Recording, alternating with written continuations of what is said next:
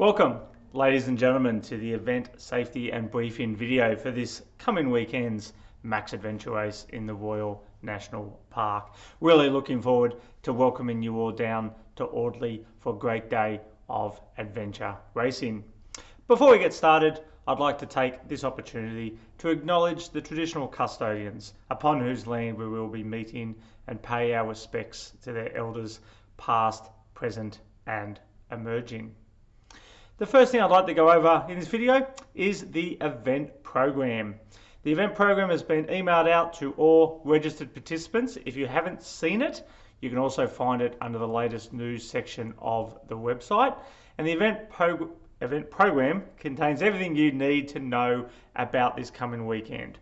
What time does it start? Where the park? Where to drop off your bikes? All those sort of things. So please make sure you have a good read of the event program prior to coming down to Audley on Saturday. The other important thing I want to talk about in this video is safety. Firstly, you will all be travelling in teams of 2. Therefore, if you come into any difficulty out on course, your first port of call is going to be your teammate. If you need additional assistance from that, there's a couple of steps you can take. First thing is to grab another team that's passing along and ask them to pass on your details and the nature of the injury, things like that, to the next transition area or marshal point, where they'll be able to radio in to us so we can initiate the appropriate first aid response. Or if needed, there's also emergency numbers listed on your map and on your course description. So give one of those a call and we'll be able to assist you. An important safety aspect for this particular event is that there are some road crossings on both the classic and the novice courses. Both courses will cross Farnell Avenue / Audley Road at different spots during the event. The road isn't closed and could have and will have traffic travelling along it. You need to give way to any cars travelling along that road. They will not be stopped to give way to you. So anytime you're crossing the road, make sure you stop, let the cars go before you cross. To reinforce that, there will also be traffic controllers at those locations where you will cross. But as I mentioned, they will be stopping you. They won't be stopping cars. So pay particular attention to them if you're approaching those crossings quite quickly on your bikes. Talking about using your bikes, we ask that you please ride to your ability. We do include some sections of single track, and there are some short sections that can be a bit technical if you're not the most experienced rider. So if you come across something that you feel is a bit outside your comfort zone, we ask that you stop, get off and walk, rather than try to ride something that will lead to an accident. For those of you in the novice course, that does include some sections on your course. It's a lot of fun to ride. But what I will do is when we're doing the novice course safety briefing at the start of the event, we'll make sure we highlight those areas so that you're aware where they are located. As I mentioned there, when talking about the mountain biking, you will be traveling along some sections of single track mountain bike trails. The checkpoints are situated along those trails to help you ride along those trails in the general direction that they are ridden. Therefore, once you're on those single track trails, please continue along it in the same direction you started on until you reach the next intersection.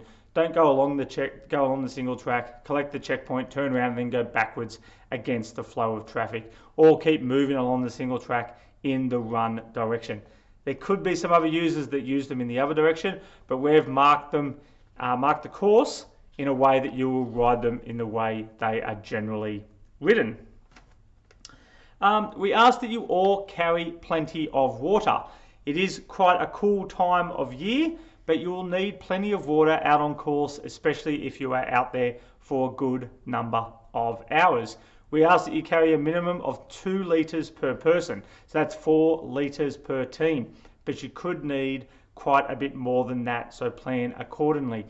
There isn't any water at the aid stations because there is no aid stations or anything like that in adventure racing, so you need to take everything with you from the start. Shoes must also be worn at all times. This includes when kayaking. I know some teams like to try to take their shoes off so they don't get them wet when they are kayaking.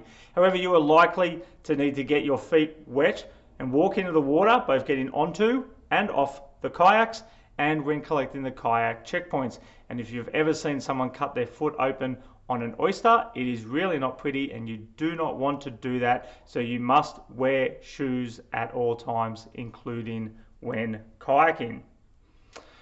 When you arrive down at Audley, you should not have your bikes with you. You should have dropped your bikes at either the classic or the novice course bike drop. Check that event program that I mentioned earlier for details of where they are located and what time they are open, so you can drop your bikes off at those locations prior to arriving at Audley. When you do come down to Audley, remember that you need to pay the $12 National Parks parking fee. So that's per vehicle, unless you have the appropriate National Parks parking pass or parking permit. There's machines down around where you park where you can pay for that when you arrive. Our traffic controllers that will be manning the road crossing before that, they'll be helping you with parking, indicating where there is space and where you should park, so please follow their directions. Once you arrive down, you've dropped off your bikes, you've parked, head on over to registration where you'll see the race bags lined up in race number order. You simply collect your bag. Within that will be your map, your course description, welcome letter, things like that. Make sure you have a good read of those. When you're planning the course, a tip for newer teams is to make sure you use the course description in conjunction with the map. Too many teams, we see teams just looking at the map, not the map and the course description. So make sure you look at them in conjunction. And for you novice course teams, especially if you haven't done one of these events before, make sure you come along to the novice course briefing. Timings are in the event program. We'll gather you all together with your map and course descriptions, and I'll basically run through the course, letting you know what to expect and how to find those elusive checkpoints. That's all for now. Enjoy the last couple of days, and we'll see you bright and early on Saturday down at Audley. Thanks very much.